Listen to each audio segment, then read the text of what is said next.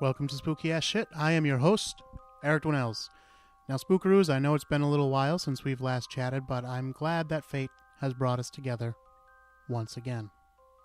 Tonight, we're going to be talking about a babysitter slaying that took place in Springfield, Massachusetts in the 1950s. Now, why am I covering this case in particular? Well, I figured it's been a little while since we've done a murder case, and it's been a little while since I've done something, hometown related. Not exactly hometown. Springfield is western Massachusetts. We live out in Boston, but close enough. It's a Massachusetts story. And I said, hey, why not kill two birds with one stone? Now, honestly, I'd never heard of this case before. I was just looking up murder cases in Massachusetts on Murderpedia. But the fact that this was a babysitter slaying kind of is what drew me in. And then, actually, it turns out to be a very interesting case, not only for the murder itself, but also for what happened after and the ramifications of that. As we talk about this murder tonight, we need to consider our own feelings on the death penalty. Now, I don't say what's right and what's wrong. I only know what I feel is true, and I'll get to that at the end of the show. But as we listen, I want you to consider whether you think it's ever okay to kill a human being. And if it is okay, what makes it so? And if you feel that it's not okay, is there ever any circumstances where you might change your mind? Another thing I want to consider, and we'll discuss in the story, is what if someone has a mental illness? Should this disqualify them in any way, shape, or form from perhaps receiving the most permanent penalty there can be for a crime? I'm not looking to answer these questions for myself. I just want you to consider them as we move forward. Before we get into the story, of course, I'd like to remind you to check out the website, spookyas.com or spookyasshit.com. They both take you to the same place, and that is the show's blog page. From there, you can listen to each and every episode. You can find pictures from this episode and every other episode. And you can also find links to our social media. We are at Spooky Ass Shit on both Instagram and Twitter. And you can find us on Facebook at facebook.com/spookyas. All right, settle in and let's discuss the case of the Springfield babysitter slasher. September 25th, 1954. Police are called to the scene of a horrible double murder at the Goldberg family home on Sumner Avenue in Springfield, Massachusetts. Mr. and Mrs. Goldberg were able to identify the victims for the police. The first was their youngest son, 4-year-old Steven Goldberg, and the second was their babysitter, 14-year-old Lynn Ann Smith. The Goldbergs' oldest son, 6-year-old Robert Goldberg, had been home during the deadly attack, but he was left unharmed. When police asked Robert what had happened, he said he didn't know. He was in bed when he heard Lynn Ann scream. In fear, he hid under the covers until his parents came home. It was a decision that probably saved his life. The Goldbergs lived in a 2-family home, but when police asked the upstairs neighbor if she had heard anything, she said she had heard what sounded like a brief scuffle around 9:30 p.m., but she didn't pay much attention to it. It would later be discovered that Lynn Ann had been stabbed 38 times, and her neck had been broken. She had not been sexually assaulted. Young Stephen had been stabbed 23 times, and his skull had been fractured by blunt force, most likely the handle of the knife. There were precious few clues at the crime scene, but one detective noticed something that seemed out of place. It was just a little piece of yarn about 1 inch in length. It could have been nothing, but the detective decided to ask the Goldbergs about it anyway. They told the officer that the yarn did not come from their home, and so the little strand was entered into evidence. The community grieved. Wakes and funerals were held. Among the mourners were, of course, the Goldbergs and the Smiths, Lynn Ann's parents. Also mourning were Lynn Ann's best friend and neighbor, Beverly, and her older brother, Kenneth. Not long before, Beverly and Lynn Ann asked Kenneth to teach them how to play canasta. Now, he was asked to help gently carry Lynn Ann's coffin off to its final resting place. Police continued their investigation. With little to go on, detectives used what evidence they did have, that simple strand of yarn. They conducted a house-by-house inquiry asking if anyone recognized the yarn.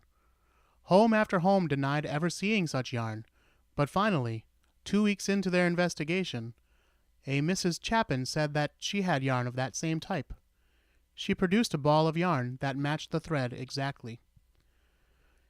Police did not really suspect Mr. and Mrs. Chapin, but they were interested in talking to their teenage daughter and son, Beverly and Kenneth. Yes, Lynn Ann's best friend and her older brother who had acted as one of Lynn Ann's pallbearers just days before. Now, I couldn't find any info on the interrogations of the parents or Beverly Chapin, but news reports from the time state that detectives went to Kenneth's school and brought him in for questioning.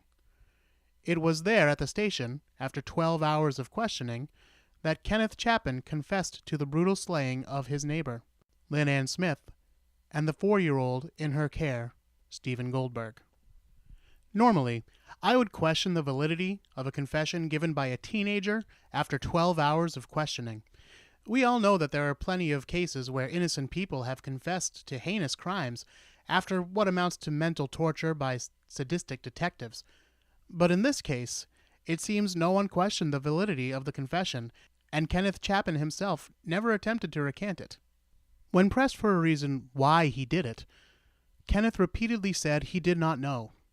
There was no reason. He then laid out what had happened that night.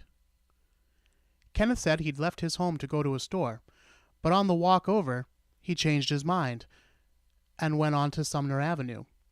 Passing the Goldberg house, he saw a light. So he walked up the steps to look in the front window, but he couldn't see anybody inside. He went to the side of the house and, from this window, he could see Lynn Ann curled up reading a book while the television played in the background. Now, of course, Kenneth knew Lynn Ann because she was his sister's best friend. He went home, put on his father's coat and hat, and got a knife. He wrapped a piece of paper around the knife handle because, he would later say, he didn't want to leave any fingerprints.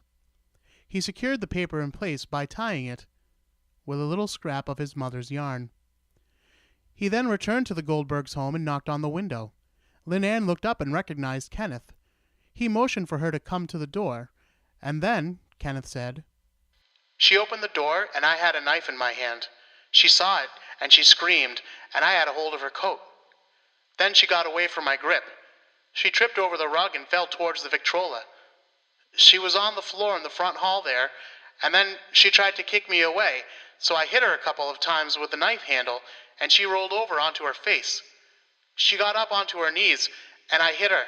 I didn't hit her until she fell against the Victrola and tried to kick me. I hit her with the handle. She went down, but she kept hollering and screaming, and I got a hold of her, and she stopped when I stabbed her. It was in the back. She was crouched on the floor. I kept stabbing her in the back several times. Then I heard a noise that sounded like a child starting to cry." The noise Kenneth heard was 4-year-old Steven trying to get out of his bed in a room off the hallway. Kenneth feared the child would be able to recognize him, and he decided to kill the boy as well. He hit and stabbed him several times in the back toward the upper part of his body. "Then I heard something, and Lynn Ann was trying to get up, so I stabbed her again several times, and then she just slid over right flat on her face. She was lying face down, halfway in the living room and halfway in the hall.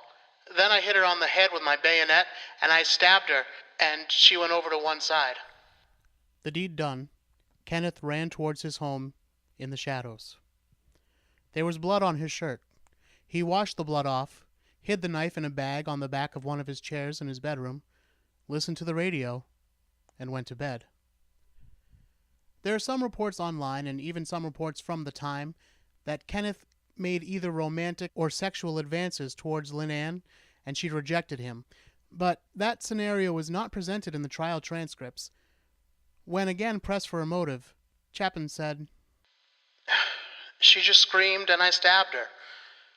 It was intended to be a joke, but it backfired." Well, that's a hell of a joke. And what kind of joke exactly is it that you need to make sure you don't leave fingerprints? I'm not really buying his story. I think he went over there to, at the very least, murder this 14-year-old girl. Again, there's no evidence of any kind of sexual assault or anything like that.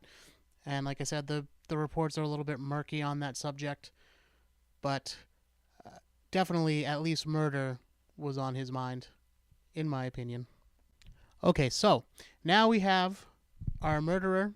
He's confessed to the murder. No problem there. But he's going to go to trial because this is, of course, Massachusetts was a death penalty state at this time. And you have to go to trial for those kinds of things.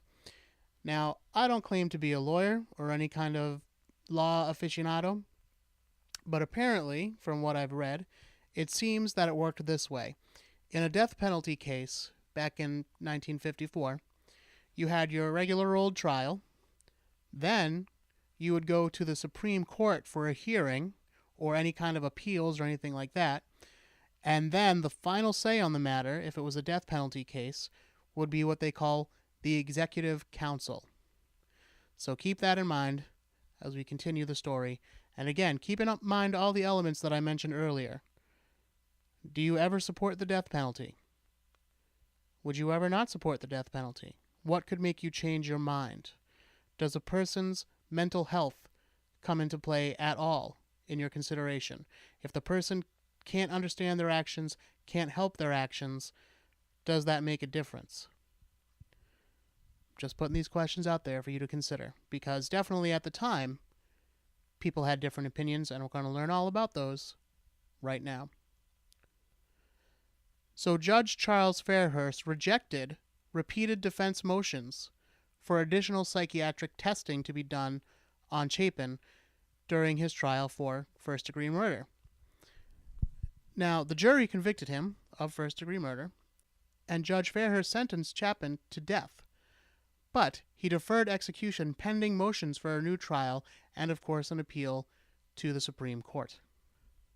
During the second trial in front of the Supreme Court, the defense counsel contended, among other arguments, that the original trial court's means of determining whether Chapin was criminally responsible were inadequate and erroneous.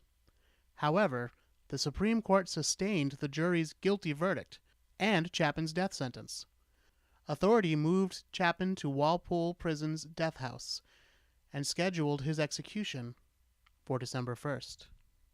I should point out, of course, that the defense for Chapin, they weren't trying to prove that he was innocent. They were just trying to prove that he wasn't really in control of his actions. So it wasn't a question of guilt. Yes, they all agreed that he was guilty. It was a question of should he die for the crimes that he committed.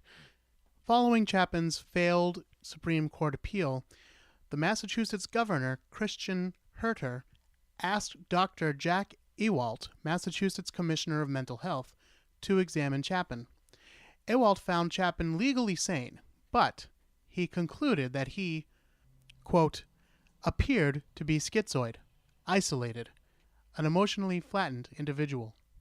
As I mentioned earlier, it was the Executive Council that would have the final say on the fate of Kenneth Chapin, and based on Dr. Ewalt's report, Governor Herter recommended the council commute Chapin's death sentence to life imprisonment, saying, "There is no rational explanation for the two horrible crimes committed by Chapin, but society would not be benefited by the execution of Chapin because of his abnormal characteristics and the questionable personality condition, as well as his youth and complete lack of prior criminality."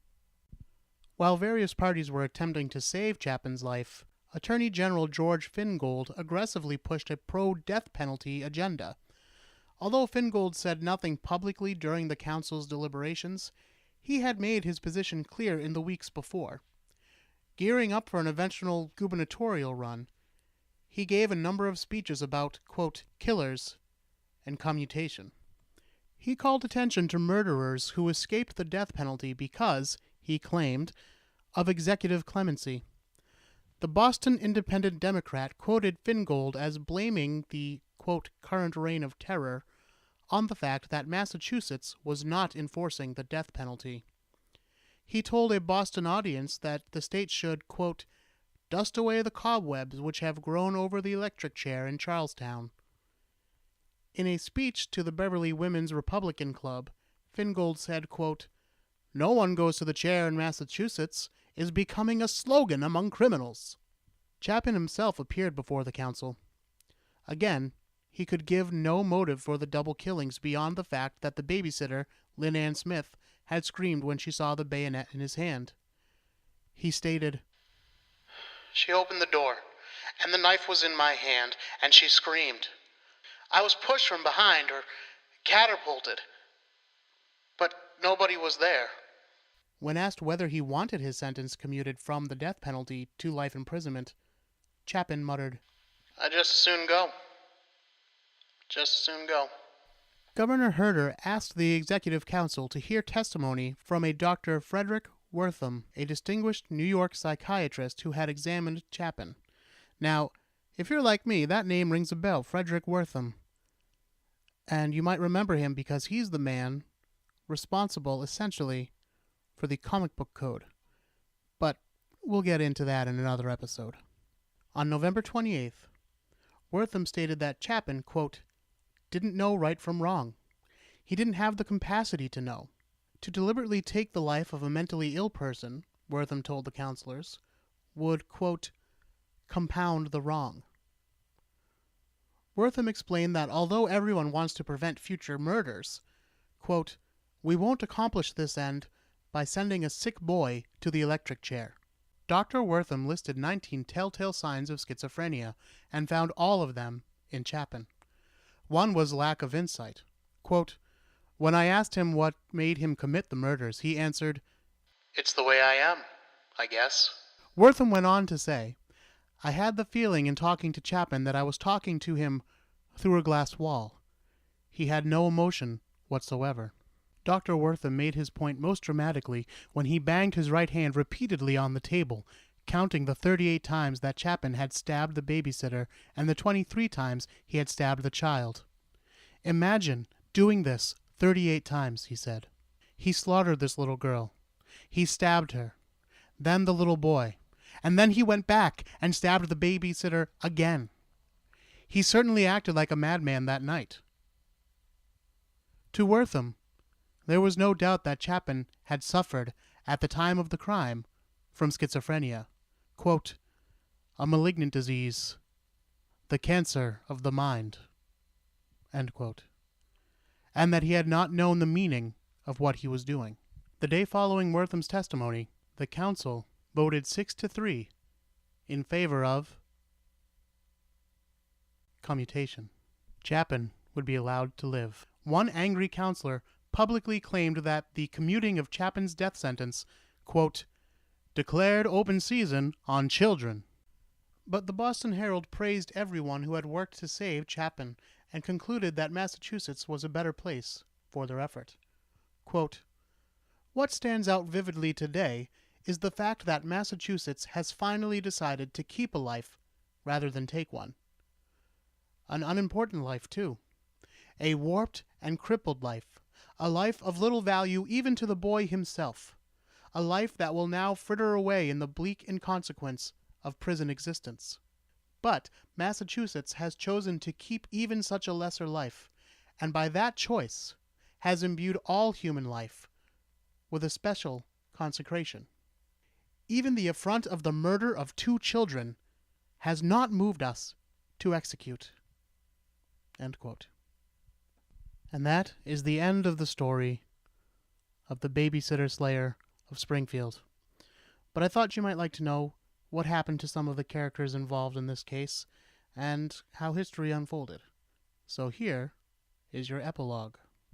Attorney General George Fingold, the man who had pushed for the death penalty, ran for governor of Massachusetts in 1958. But he passed away during the primary elections. In 1960, the State Library of Massachusetts was named after him, which I find somewhat ironic considering he was a proponent of book banning. Governor Christian Herter chose not to seek re-election in 1956, but in 1957, he was appointed United States Speaker of the House by President Eisenhower. He passed away in 1966. The Commonwealth of Massachusetts abolished the death penalty in 1984, but that was just as well, because they hadn't actually executed a prisoner since 1947.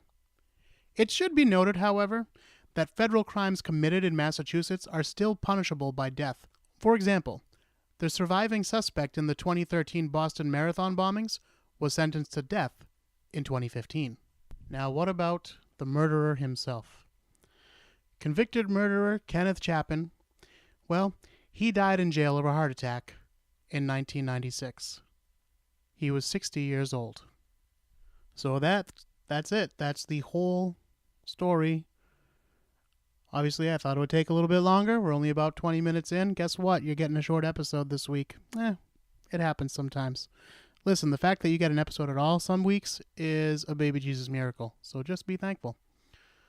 But seriously, what do you guys think about this? Me personally, my thoughts on the death penalty have always been this. I am against it.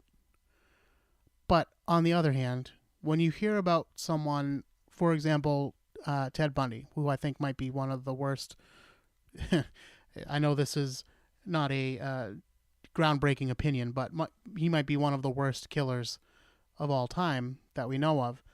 And when I think about him, you know, it's not so much that I have mercy for him or mercy on his soul or whatever. And when I think about him, it's like, is the world better off without someone like him? Yeah, probably it is. So I am against the death penalty, but on the other hand, I don't shed a tear when certain people die. But, you know, in my heart of hearts, I want to be against the death penalty. I certainly understand if you are the victim of a crime or related to the victim of a murder or something like that. I certainly understand how those feelings of vengeance, justice in your mind might pop up. But, well, there's no but. I'm not going to try to convince anybody of anything. I'm just telling you how I feel. Now, as far as does a person's mental health enter into things, I think the answer to that is yes. However, this case that we just talked about, I think by today's standards, from what I understand, the meaning of the law and insanity and all that to be, did he know that what he was doing was a crime that he would get in trouble for? That's kind of the standard that they have as far as, you know, what I know about the law. And it seems very clear that he did know, because he admitted that he wrapped that paper around the knife to cover up his fingertips. Now, if you don't understand that there's right and wrong and that there's things you're not supposed to do, you wouldn't worry about covering up your fingertips. You wouldn't worry about leaving behind clues. So I think he knew full well what he was doing. I think he went there with intentions, as I stated earlier. Now, that doesn't mean he wasn't mentally ill, but I'm just saying in this moment, did he know what he was doing? Yes, he did. Now, does he deserve to die for these crimes?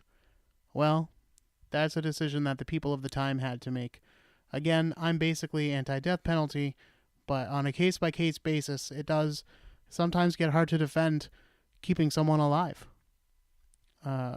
Aside from the fact that, you know, we're all... You know what? I don't really want to get into this debate.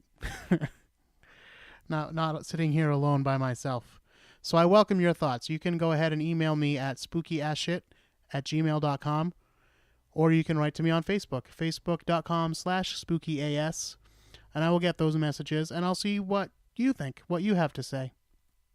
Once again, please don't forget to like, rate, and subscribe to the show on Apple Podcasts or wherever you listen from, Stitcher, iHeartRadio, YouTube, and of course, please do leave a review. I love getting those 5-star reviews when there's kind words written about the show. It really, you'd be surprised how much it can help motivate me to do another show another week. So if you enjoy the show, I highly recommend that you keep writing in those positive 5-star reviews. I love to see them. It makes me feel so good. And you can check out the website at spookyasshit.com or spookyas.com. Don't forget our social media links. We are at spookyasshit on both Twitter and Instagram. And please like us on Facebook at facebook.com/spookyas. I know Facebook is getting a little bit old-fashioned, but hey, I'm an old-fashioned guy, and I like seeing all your faces, and I like being able to interact with you there, and to occasionally post some funny things and see what you guys have to say about certain things. So go ahead and find us on Facebook. Until next time, my friends, don't be afraid.